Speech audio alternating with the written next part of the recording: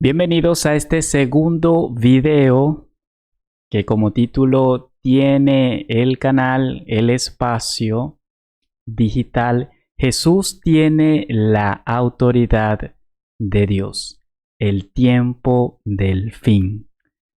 En la primera parte o el primer video estuve hablando un poco de por qué el título y qué hace referencia en la palabra de que Jesús tiene la total autoridad de Dios el Padre. Yo mencionaba que el título de Dios es cuando encierra lo que es la divinidad, la deidad de Dios el Padre, Jesucristo como el Hijo y también el Espíritu Santo. Si bien los tres son seres que no funcionan independiente, en conjunto, en su unión total, conforman lo que conocemos como título de Dios. Y esto lo menciono para resaltar que Jesús ciertamente es como él mismo se anuncia, que él sale de Dios el Padre. Él dice que nadie subió al Padre, sino que él descendió del Padre. Y ciertamente por eso es que en el Nuevo Testamento él se muestra como la puerta, la verdad, el camino, el pan de vida, y a través de su crucifixión, de su muerte, es la única forma de cómo el ser humano puede obtener la salvación y el perdón de los pecados. Yo había mencionado en el video anterior que se puede conocer en varios capítulos y versículos cómo representa Jesucristo la autoridad o cómo tiene la autoridad de Dios el Padre. Yo había leído anteriormente en Juan, el capítulo de Juan, capítulo 5, desde el versículo 19 al 29. Solo estoy mencionando unos que otros, ya que la Biblia se explica por completo en lo que representa Jesús, en la condición que tenemos nosotros como seres humanos aquí en la tierra, y cómo únicamente por medio de Él es que podemos alcanzar la salvación. Yo también mencionaba que en el libro de Romanos menciona o nos muestra nuestra condición de seres humanos destituidos de la gloria de Dios y que nosotros nacemos destituidos del Señor, es decir, nacemos desconectados de Dios. Si bien como creación todo lo existente es creación de Dios, pero únicamente por medio de Jesús es que podemos ser llevados a Dios el Padre, presentados ante Él para venir a la salvación eterna. En esta parte quiero leer el libro de Mateo, como lo tengo allí en pantalla, en lo que sería capítulo 3, desde el versículo 1 al 2. Leo en el nombre del Padre, del Hijo y del Espíritu Santo. Como título tiene Predicación de Juan el Bautista. Dice el verso 1. En aquellos días vino Juan el Bautista predicando en el desierto de Judea. Verso 2. Y diciendo, arrepiéntanse, porque el reino de los cielos se ha acercado. Hay una parte más adelante que conecta también cuando Jesús comienza su ministerio, comienza a predicar, que lo tengo allí anotado en pantalla, en capítulo 4 del mismo libro de Mateo, desde el verso 16 al 17. Dice así, como título tiene Jesús principia su ministerio. Voy a leer desde el verso 1 para que se pueda entender mejor. Dice, cuando Jesús oyó que Juan estaba preso, volvió a Galilea. Verso 13. Estoy leyendo desde el 12, perdón. Desde el verso 12. Dice, el 12 de nuevo, cuando Jesús oyó que Juan estaba preso, volvió a Galilea. Verso 13. Y dejando a Nazaret, vino y habitó en Capernaum, ciudad marítima, en la región de Zabulón y de Neftalí. Verso 14. Para que se cumpliese lo dicho por el profeta Isaías, cuando dijo, verso 15, tierra de Zabulón y tierra de Neftalí, camino del mar, al otro lado del Jordán, Galilea de los gentiles. Verso 16. El pueblo asentado en tinieblas vio gran luz. Aquí ya está hablando directamente de Jesús, la luz que representa Jesús para el mundo, es decir, para nosotros los seres humanos. Está hablando de la salvación eterna. Dice allí mismo, y a los asentados en región de sombra de muerte, luz les resplandeció. 17. Yo estaba resaltando allí en pantalla desde el verso 16 al 17, pero lo leí desde el principio, que sería desde el verso 12, para que se pueda entender un poco mejor. Dice allí el 17. Desde entonces comenzó Jesús a predicar y a decir, arrepiéntanse, porque el reino de los cielos se ha acercado.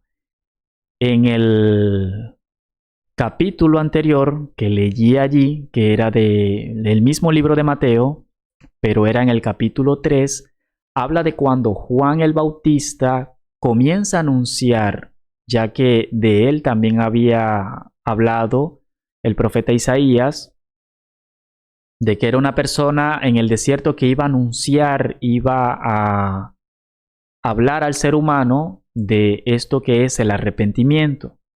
Y más adelante, en este mismo libro, en el capítulo 4, que sería del verso 16 al 17, aunque yo lo leí desde el 12, para que se pueda entender un poco mejor, ya es Jesús mismo, repitiendo también lo que dice Juan. Juan habla de Jesús, lo anuncia a él, está preparando el camino del Señor. Y Jesús allí mismo, cuando le toca a él ya predicar, usa también las palabras que usa Juan, porque esto viene directamente del Padre. Ya Juan había sido elegido, aún desde el vientre de su madre, ya había sido elegido de parte de Dios, el Padre, y Jesús, por supuesto, que cumple lo que el Padre había prometido, que era enviar al Salvador. Ese verso 17 es lo que todavía nosotros como iglesia seguimos predicando, que es arrepentimiento. ¿Y por qué arrepentimiento? Yo mencionaba en el video anterior que sigue conectado está muy marcado en el libro de Romanos, desde lo que nacemos destituidos del Señor. Y esta condición la heredamos de Adán y Eva. Cuando Adán y Eva, esto está en el libro de Génesis, son creados, es creado el ser humano para representar a Dios y Dios da la orden de señorear, es decir, gobernar sobre la tierra, sobre todo lo creado, sobre los animales, sobre la tierra, sobre las aves, sobre todo. Cuando Adán y Eva caen en pecado, que es cuando viene la tentación y caen en el pecado, sencillamente transfieren ese señorío, ese gobierno que Dios el Padre había dado, lo transfieren a Satanás. Y es tan visible esto que es cuando ya el propio mundo se vuelve contra el ser humano.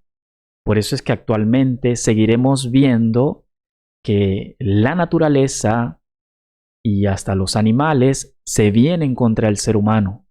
Es decir, cuando hay tormentas, cuando se siembra en la tierra, se resiste para que uno recoja el alimento, que los propios animales, lo feroces que son cada animal, todo esto, el propio, hasta los insectos, como algo tan pequeño, puede tener un veneno mortífero para el ser humano. Entonces, toda la naturaleza se vuelve contra el ser humano, porque es cuando caemos en la condición de pecado. Viene la muerte espiritual, vienen recortados los años de vida del ser humano, viene la enfermedad, viene la vejez. Todo lo que menciono es como un pequeño resumen de lo que se entiende en el libro de Génesis, del por qué la condición del ser humano y lo que representa el pecado, lo que representa la caída del ser humano. Entonces, si nacemos destituidos del Señor, evidentemente nosotros no podemos salvarnos a nosotros mismos y mucho menos podemos salvar a otro ser humano. Por eso es que Dios el Padre ya tenía, a pesar de saber que la condición del ser humano iba a ser de desobediencia y de que íbamos a venir a esta condición humana de muerte, tanto espiritual como física, entonces Dios prepara de antemano también el plan de salvación. Y desde el Antiguo Testamento, desde el Génesis, ya es mostrado simbólicamente lo que venía a representar Cristo, que es el Cordero de Dios, el enviado para que el ser humano tenga la oportunidad de salvarse. ¿Y qué es lo que hace Juan el Bautista?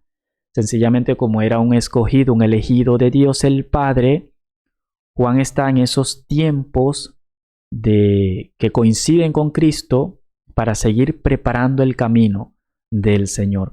Pero ya era mucho más evidente que aún como sucedía en el Antiguo Testamento, de parte de los profetas preparados de Dios directamente. Entonces, cuando Juan va y anuncia de esta palabra que yo menciono ahorita, arrepiéntanse, Cristo usa la misma palabra. Porque sencillamente cuando yo me arrepiento como ser humano de mi condición de vida, de saber de que yo no me puedo salvar a mí mismo, de saber que necesito un Salvador y que ese Salvador tiene que venir de los cielos, que es como se anuncia Jesús, nadie conoce al Padre, sino que el Hijo que viene del Padre lo da a conocer. Entonces sabemos que es por medio de Jesús únicamente que el ser humano se puede salvar. No es por sacrificios, no es porque el ser humano se crea bueno o crea que por hacer buenas obras o gestos amables de caridad, de buena conducta con el prójimo, con el ser humano, eso jamás nos va a salvar. Eso sencillamente viene a ser una característica, un reflejo de lo que es Dios el Padre, porque la Biblia dice que nosotros somos hechos a su imagen y semejanza. Y sencillamente hacer un gesto de caridad, de ayuda a otra persona, eso es lo que muestra quién es Dios en su característica. de ayudar al prójimo, de ser compasivo con el prójimo. Entonces, eso es algo solamente de lo que muestra la Biblia, que por obras nadie, es imposible que alguien se salve. Y por eso la palabra, la propia Biblia, Dios el Padre, habla de Jesucristo. En esta parte que estoy mostrando del libro de Mateo, que conecta en el capítulo 3 con el 4, Juan el Bautista y Jesucristo mencionan esta palabra que tiene que resumbar en nosotros siempre, que es la palabra de arrepentimiento. Porque sencillamente si no hay arrepentimiento en nosotros, siempre el ser humano va a ser un soberbio. Si no viene a Dios por medio del arrepentimiento. Siempre el ser humano va a creer que es autosuficiente y esa palabra es imposible para el ser humano. Ningún ser humano es autosuficiente. El único que es autosuficiente es el Señor, bien sea Dios el Padre, el Hijo o Espíritu Santo, como mencionaba, que los tres unidos conforman el título que nosotros conocemos de Dios. Él es el único que no necesita de nada ni de nadie. Esa palabra solo le pertenece a Dios, pero el ser humano se cree en su arrogancia que es autosuficiente, lo cual es nulo delante de Dios. Entonces, esta parte que muestra en el mismo libro anuncia lo que es el arrepentimiento. Y solo por medio del arrepentimiento genuino delante de Dios, es como vamos a solicitar, a pedir al Eterno que nos ayude y por supuesto que nos salve. Porque hay una condición espiritual que nosotros no vemos. Como seres humanos es imposible que podamos incluso hasta conocer del infierno. La Biblia habla muchísimo desde que Jesús vino a mostrar lo que ni siquiera en el Antiguo Testamento era tan predicado abiertamente, lo que es el infierno. Jesús es el único que viene a hablarnos con certeza que estamos en un mundo que vemos, un mundo humano natural, pero que existe un infierno, el cual es más real que lo que nosotros aquí vemos. Y lo que hacemos nosotros, los que estamos predicando, los que estamos llevando este mensaje de salvación, es sencillamente tomar de la palabra que Dios nos ha dado, con la cual nos ha salvado, que es por medio de nuestra fe, no por obras, sino por la fe en Jesús, y llevar también esta palabra a otras personas. Porque sencillamente ese es el sentir de Dios. Que si bien aquellos que recibimos a Jesús ya tenemos nuestra salvación, de la cual también debemos estar pendientes en el día a día, también es necesario que nosotros llevemos de esta palabra a los demás, aquellos que no conocen, aquellos que incluso también necesitan que se les explique con entendimiento esto que es la predicación de la palabra. Yo me voy a pasar ahora porque en este capítulo de Mateo también muestra cómo en otra parte más adelante de esta misma sección del Nuevo Testamento, de los Evangelios, como también se conecta con otros libros, porque la Biblia siempre va a ser así. Siempre va a conectar un libro con otro. Desde el Génesis hasta el Apocalipsis, siempre la Biblia es conectada entre libros y pasajes bíblicos.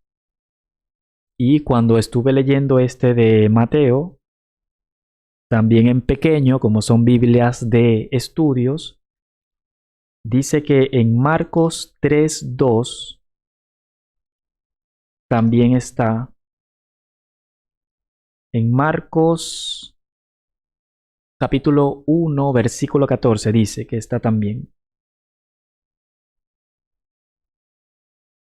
Lo voy a leer aquí. El mismo tiene como título Jesús principia su ministerio, como estaba también en el libro de Mateo.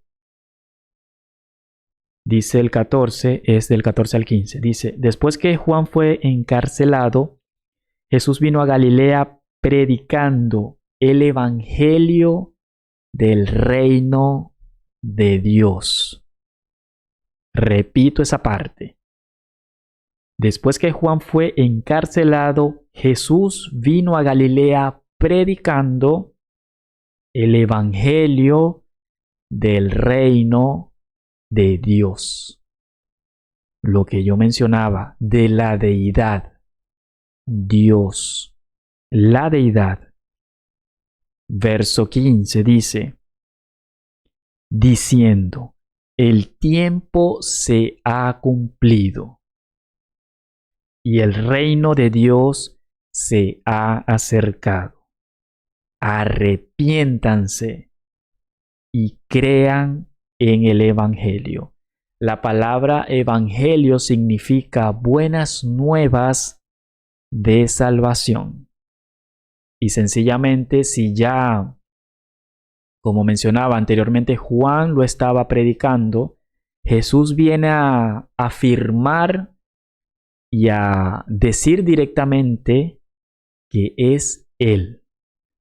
Es Él lo que el mundo esperaba desde el Génesis, desde la caída del ser humano. Es Jesús el plan de salvación de Dios el Padre para nuestra condición como seres humanos caídos. Y aquí dice que me gusta ese verso 15 que dice otra vez, el tiempo se ha cumplido. El tiempo se ha cumplido y el reino de Dios se ha acercado. Arrepiéntanse y crean en el Evangelio. Nosotros en nuestra condición de seres humanos, como medio hablaba en el video anterior, creemos que todos los caminos conducen a Dios. Esa es una mentira, pero enorme. Porque hasta por lógica humana, si todos los caminos conducen a Dios, entonces ¿para qué vino Jesús a morir en una cruz? Sencillamente al razonar en eso sería un desperdicio de la vida de un ser humano, en la condición humana que vino Jesús. Porque entonces yo me pudiera salvar yo mismo, no necesitaría de un Salvador. Y esto es algo que quiero mencionarlo ahora en este video. Lo vuelvo a reafirmar. Todos los caminos conducen a Dios es una mentira demasiado grande y vieja. Porque hace muchos años que se escucha ya como una frase, ya como que el ser humano no necesita de un Salvador. O peor aún, que yo mismo como ser humano o cualquier ser humano puede trazar el plan de salvación al decir que todos los caminos conducen a Dios. Es decir, yo puedo vivir mi vida como yo quiera, como a mí me plazca, y al final Dios me va a aceptar así como soy. Eso es una mentira. Incluso allí en pantalla yo tengo varios versículos allí rotativos que afirman que no hay salvación ni por cuenta propia ni fuera de Jesús. Yo lo hago también con una explicación, como decir una casa, y estarán las ventanas, pero que hay una sola puerta. Yo no puedo entrar a esa casa por el techo, por una ventana, ni por la puerta trasera. Esa casa tiene una sola puerta. Con esa representación sencilla de entender, se da a explicar también que esa puerta, única puerta, es Jesús, nadie más. La casa representa a Dios el Padre, pero la puerta representa a Jesús. Nosotros no podemos trazar nuestro plan ni nuestra forma de salvarnos. Y yo prefiero que cualquier persona que siga viendo lo que van a ser mis explicaciones se moleste conmigo. Yo prefiero que se moleste conmigo, pero que así sea a los empujones, Dios lo salve. Porque es a lo que Dios nos ha enviado, a llevar el mensaje, pero también con un entendimiento. Por eso yo citaba allí el libro de Mateo, la parte de Juan el Bautista. Porque en las iglesias actualmente muy poco se predica del arrepentimiento. Se predica mucho Juan 3:16 y Dios nos ama, y ciertamente sí, pero también Dios nos demanda algo. Nos demanda que tengamos arrepentimiento delante de Él. Dios nos ama tanto que Él ya había trazado, sabiendo Él que en la condición humana íbamos a fallar, en Adán y Eva estoy hablando, ya había trazado el plan de salvación. Y nadie puede ni va a tener excusa cuando se presente ante el Señor para decir que nadie le habló del Evangelio o que Dios no trató con nadie, no buscó salvar a nadie. Por supuesto que sí. Nadie va a tener excusa.